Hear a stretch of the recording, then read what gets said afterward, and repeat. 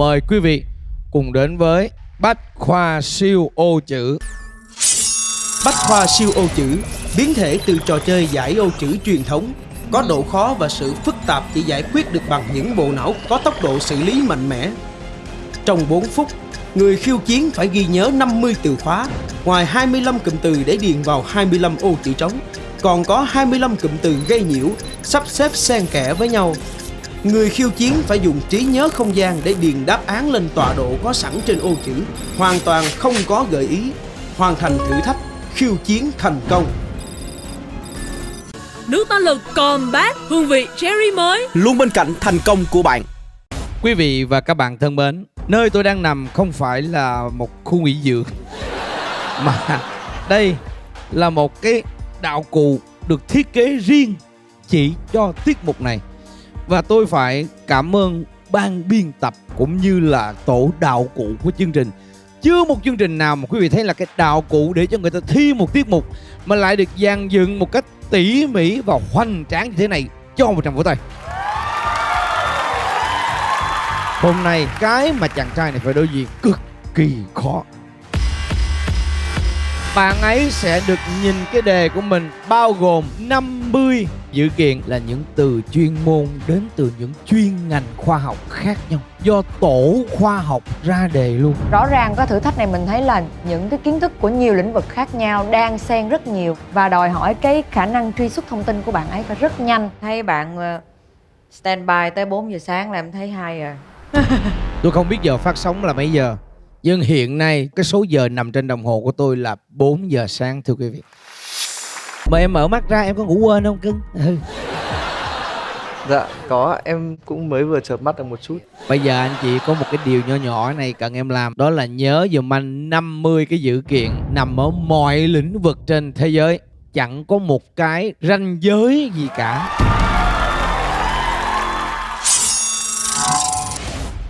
Và 4 phút ghi nhớ bắt đầu.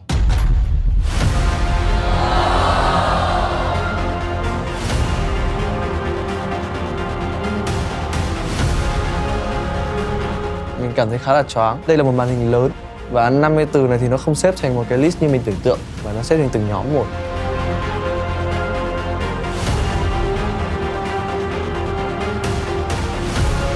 Ngay từ đầu là mình đã mất tầm khoảng 20 đến 30 giây để thực sự là ổn định lại cái tinh thần, rồi sau đó mới bắt đầu bước vào cái công cuộc ghi nhớ.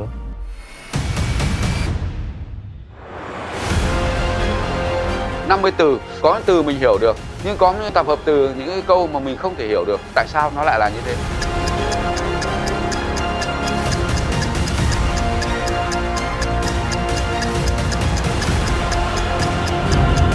Ghê nhất là không có một cái gợi ý gì cả. ít nhất là một cái gợi ý nào đó, gợi ý mơ hồ cũng được nhưng nó phải có ít nhất một cái gợi ý. Làm sao để đưa cái cụm từ đó vô trong cái không gian mà khớp với những cái khác. Vấn đề nó phải quyết định được là những cái từ nào là cái gây nhiễu. Nó phải loại đó, cái khó là cái tách ra hai cái. Có một số từ mà mình không thực sự nắm quá rõ về nó. Hai gì nhớ 25 từ giờ phải nhớ 50 từ mà còn phải biết cái nào thiệt. Cái nào mà ghép vô nó không hợp lý. Gắn trật cái Mà vấn đề là nó chưa thấy được cái này. Làm thế nào để mà làm cái bài thi này với một kết quả tốt nhất thì mình nghĩ là mình cũng đã có những cái kế sách cho riêng mình.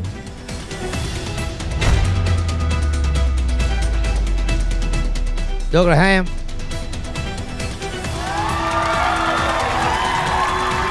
Thưa quý vị, đồng hồ được đo hiện nay thời gian là 3 phút 42 giây, chưa tới 4 phút. Bây giờ anh mời em tiến về đề bài. Đây là ô chữ em cần điền vào.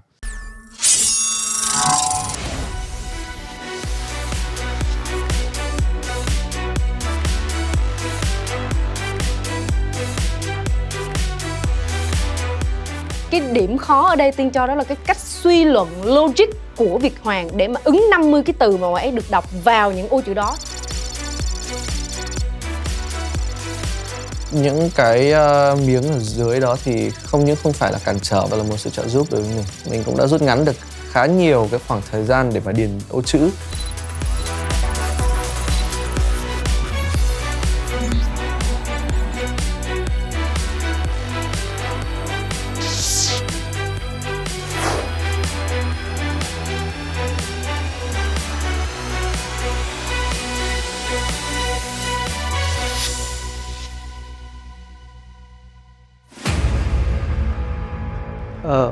Em có điều muốn nói. Mời em.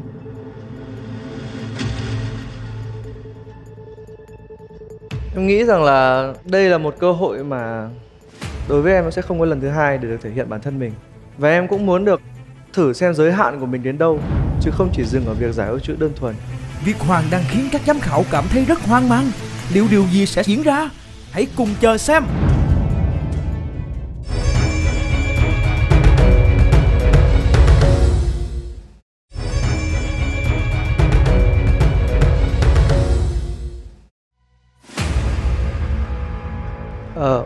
Em có điều muốn nói. Mời em.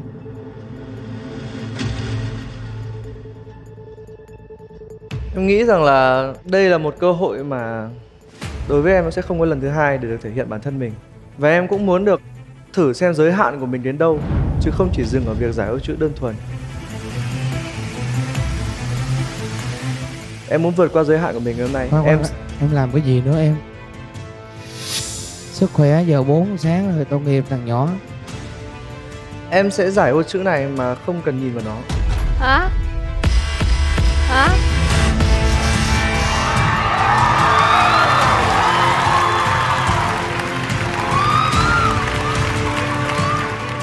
Là sao? Có nghĩa là bạn nhìn một lần bạn nhớ luôn cái ô này nó ra làm sao, để bạn tự điền luôn, không cần nhìn vô nó một lần nữa. How can? So sánh với các cái phiên bản ở trên thế giới, người tham gia dự thi sẽ được nhìn vào bộ đề và những kiến thức mà đưa ra để giải bộ đề nó chỉ thuộc vào một cái lĩnh vực nhất định, mà đối với Việt Hoàn thì là các khối kiến thức khác nhau. Và cá nhân tôi nghĩ rằng là điều này là đây là điều không thể. Sao có cái chuyện vô lý vậy? Làm xong đi rồi giải thích sao? Thôi để Chấp cho nhận bạn. thử thách này không?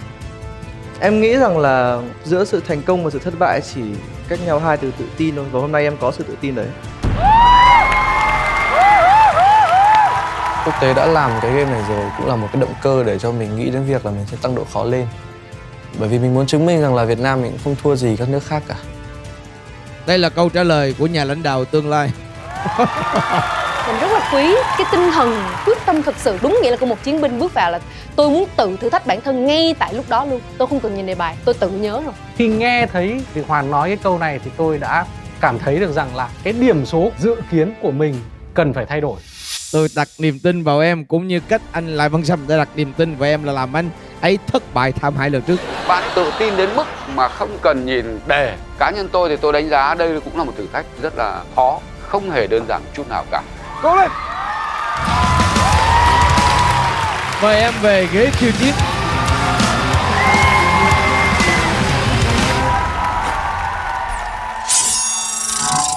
Và bắt đầu.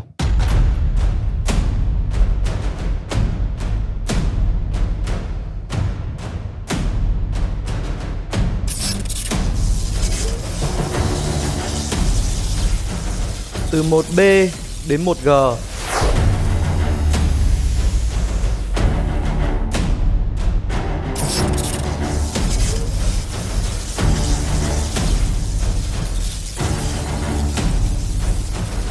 Là hệ thống đơn vị quốc tế.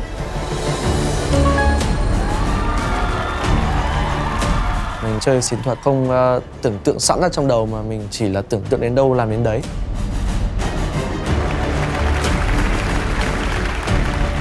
Một B, 2B.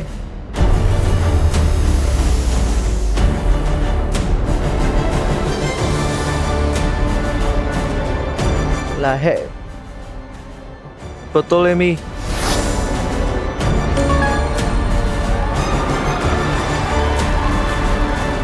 Thường thì mình sẽ giải ô chữ trên một cái tờ giấy, nhưng mà khi mà bạn đã đưa nó ra thành từ 2D thành 3D thì cái không gian trong cái bộ não của mình nó phải nhiều phân giải và phân tích hơn.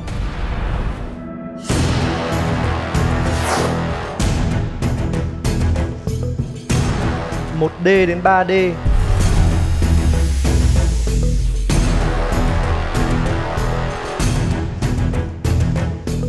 Là đơn vị Curie.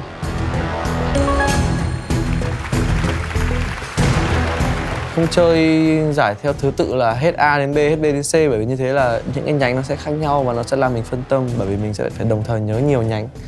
Như vậy thì cái khả năng sai là rất cao và cái tốc độ của mình cũng sẽ chậm đi.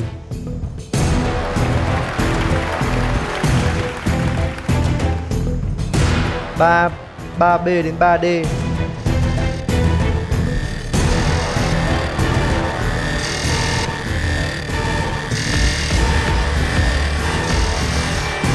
Hai đến 3 giây sau mọi người ngồi rất là im. Điều đó là mình khá là sợ vì không biết là mình sai ở đâu mà mọi người lại không có cái cảm xúc gì cả. 3C đến 3D. Tôi đang cảm thấy rất là lo lắng tại vì là Việt Hoàn có làm khó mình quá hay không? Bạn sai một chữ là bạn đi luôn, có nghĩa là sai một ly đi một dặm. Là Marie Curie. Thực sự là mình cũng khá là mạo hiểm khi mà quyết định chơi mà không nhìn vô chữ, vì vậy nên là vấp ở giai đoạn đầu. Ngay lập tức mình cũng đã nhận ra là nếu như làm như vậy thì là mình đã sai hoàn toàn rồi. Nên là mình đã quyết định là ngừng lại để mà chuyển đổi cách chơi, thì cũng may mắn là mình đã sửa lại kịp. 3C đến 5C. Là Marie de Medici. Thì chiến thuật giải của mình thì nó sẽ có một cái ưu điểm, đấy là tính hệ thống nó cao, vì vậy nên là khi mà mình đã nhớ được một cái dãy các từ liên tiếp là mình giải rất là nhanh.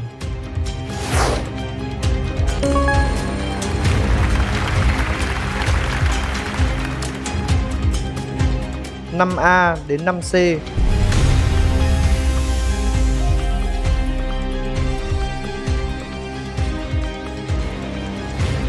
Là gia tộc Medici.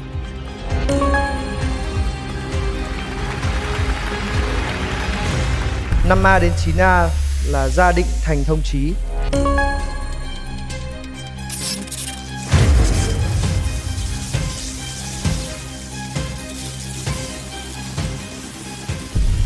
Bảy A đến 7C là thành nhà Hồ.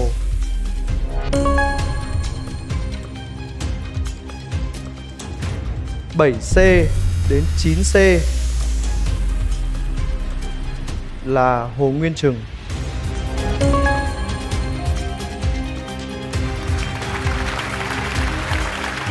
8C đến 8E là nguyên tố uranium. 8E, 9E là uranium 235. 9E, 9F là 235 Carolina.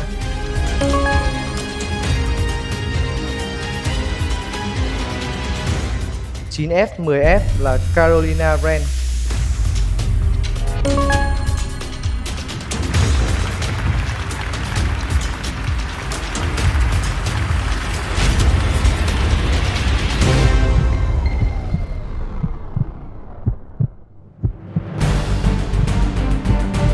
Có vẻ kích thước của khối 3D quá lớn, đang cản trở tầm nhìn, khiến việc kết nối không gian não bộ gặp vấn đề. Chỉ cần nhớ sai vị trí tọa độ, thử thách xem như thất bại. 1F đến 4F là quốc tổ hùng vương.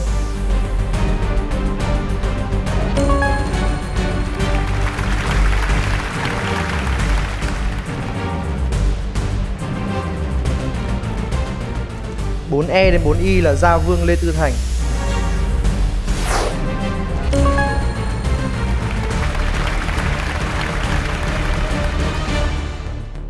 4E, 6E là gia tốc góc.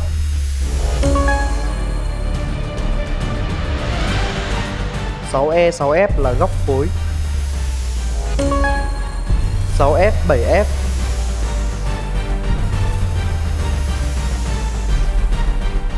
là khối Vác-sa-va.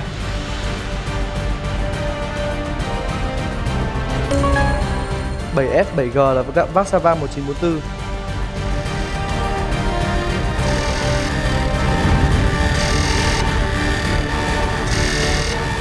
Ví dụ có những cái nhánh nhỏ chỉ có 2 đến 3 từ đấy chẳng hạn, nhiều khi là mình sẽ bị bỏ quên đi mất. Nếu như mà mình không có được cái sự bao quát khi mà mình nhìn cái ô chữ thì cái tính rủi ro nó cũng khá là cao.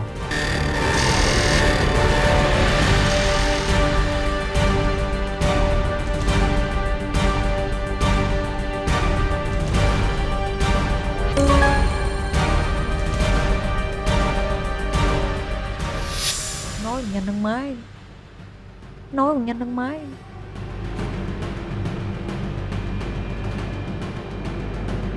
4G, 5G là Lê Hoàn.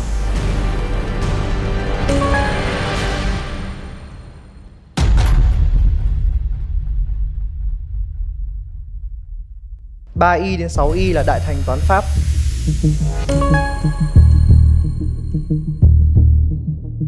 3Y 3G là Đại Việt.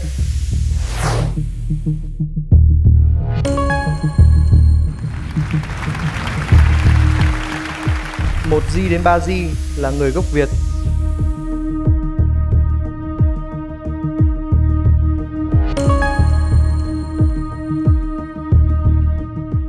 1Y 1G là họ người.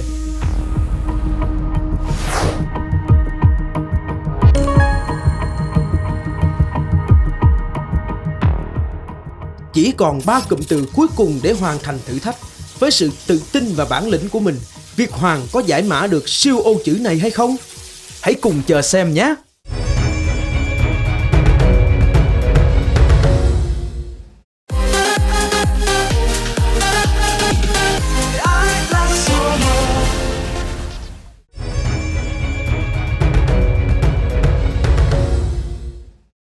Sáu Y 6G là Pháp Loa.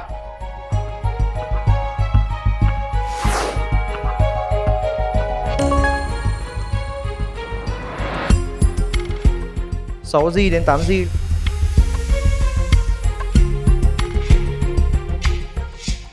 đến 8G là loa áp điện.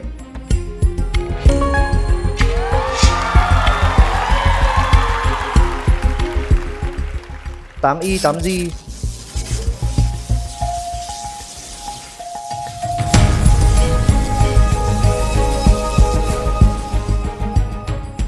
là ghế điện.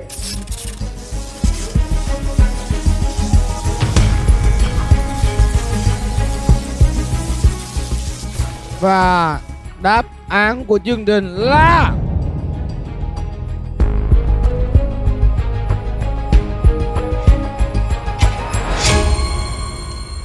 chính xác, thưa quý vị.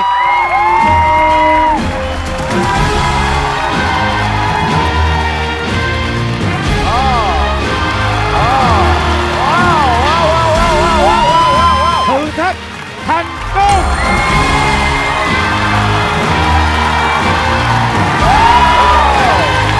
Dạ than khiếp, kinh khủng khiếp.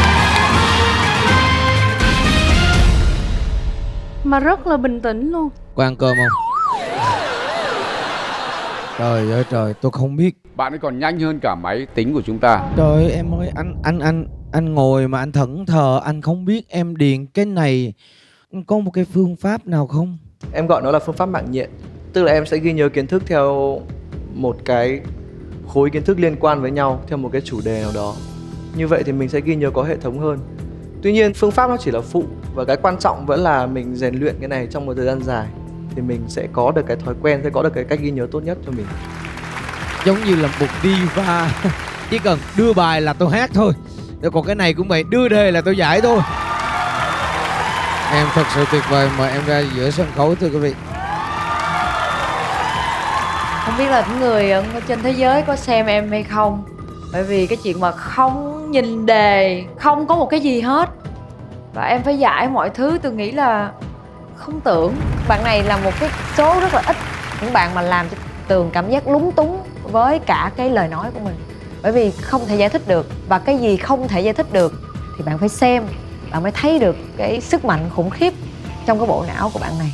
Chị nghĩ rằng là đối với lại bọn chị thì cái điều mà khó nhất đó là việc làm sao em phân biệt được đâu là dữ liệu gốc và đâu là dữ liệu mang tính chất gây nhiễu. Bằng cách nào?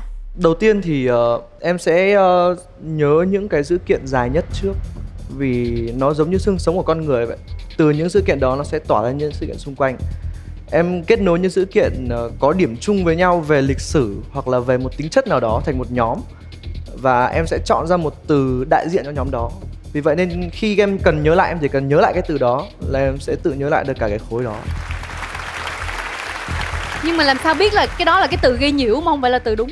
Em sẽ phải lọc ra trong đầu rằng nó giống như khi mình đi mê cung. Đương nhiên mình sẽ phải đi sai lối, Nhưng quan trọng là mình biết mình sai ở đâu và mình tìm được đường về. 3B đến 3D.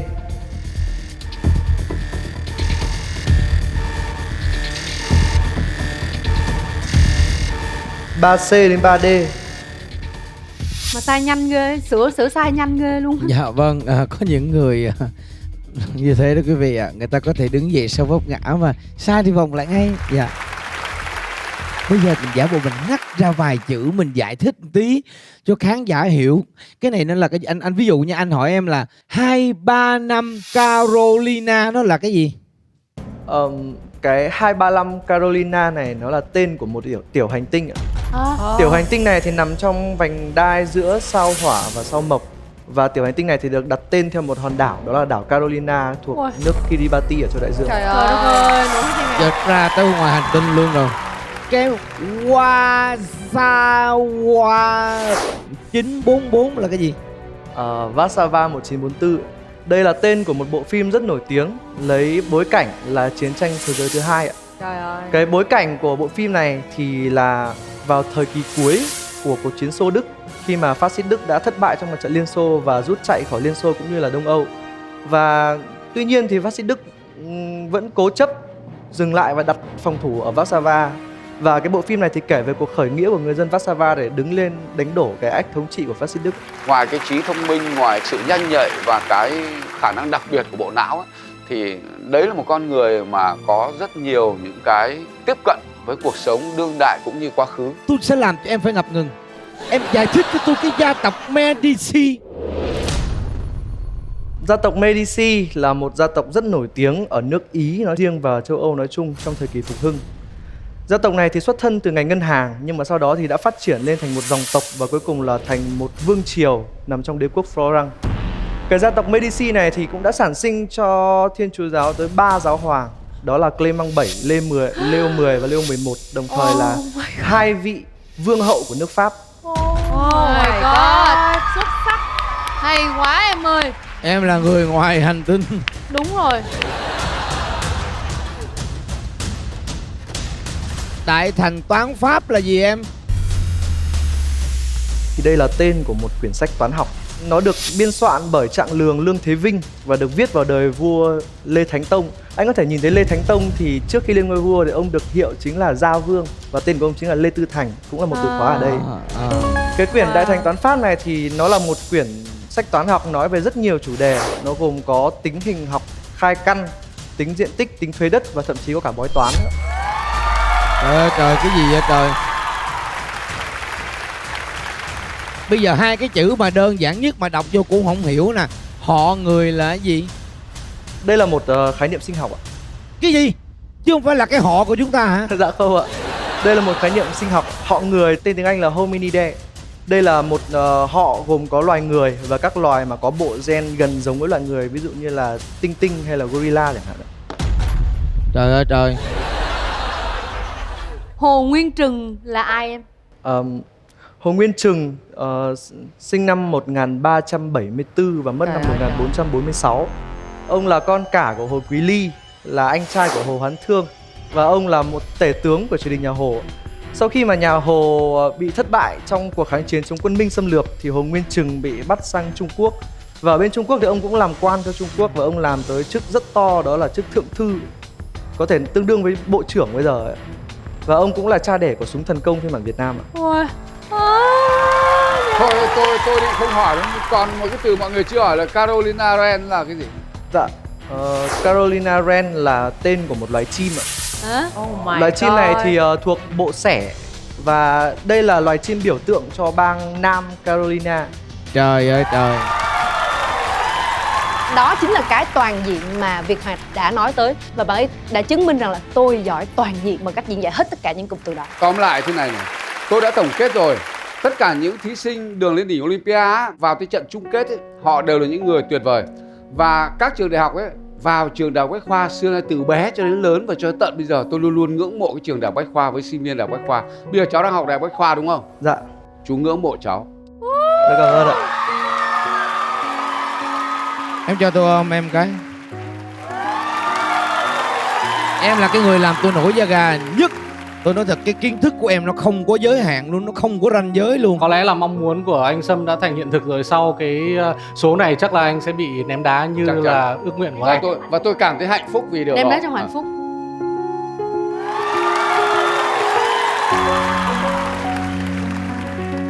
Việt Hoàng, nếu mà so về các cái tiêu chí của siêu trí tuệ, cái tính đa nhiệm đã được thể hiện trong cái tiết mục này một cách hoàn hảo, kể cả năng lực tưởng tượng, tư duy không gian, phân tích các cái thông tin đúng sai cũng như là cái trí nhớ ngắn hạn để nhớ. Đấy là cái điều mà làm cho chúng ta sẽ có những cái ứng viên đặc biệt của siêu trí tuệ Việt Nam. Hy vọng Việt Hoàng sẽ đại diện cho biệt đội siêu trí tuệ Việt Nam để thi đấu quốc tế. Wow. Quý vị Đúng thấy vậy à? khi giám khảo nói tới em đó, em nó đứng nó chỉ cười kiểu có vậy mà cũng nói đúng quá chị. Kiểu mà trời ơi, tôi nói thiệt, tôi mà có đứa con vậy bỏ tủ chân luôn. Thì sao mà giỏi dữ vậy em hả? Mà nói chuyện có duyên dễ sợ Có luôn. duyên mà đàng hoàng, tử tế, phong cách lịch sự, đẹp trai, thấy không? Giảm cân chút xíu nữa ngon. Và thưa quý vị, ngày hôm nay trước mắt chúng ta không phải là điều siêu nhiên, mà là một hiện tượng hoàn toàn có thật bằng trí não của con người Việt Nam.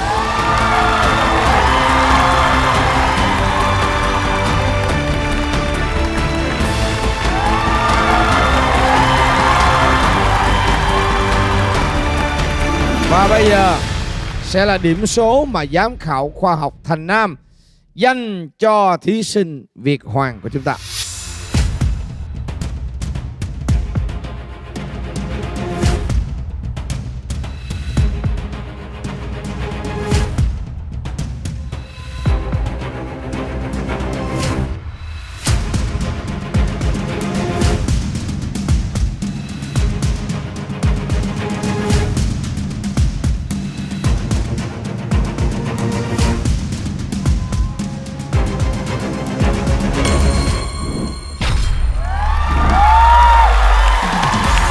Một 140 điểm thưa quý vị.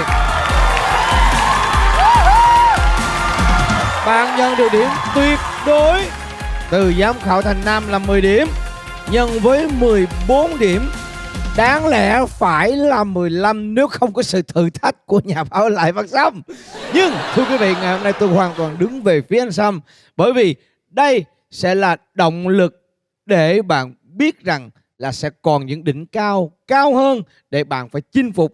Và như anh Nam nói, nếu thực sự điều kỳ diệu xảy ra, bạn sẽ nằm trong top 4 đại diện Việt Nam đi thi đấu với quốc tế. Wow. Thưa quý vị, siêu trí tuệ Việt Nam Việt Hoàng.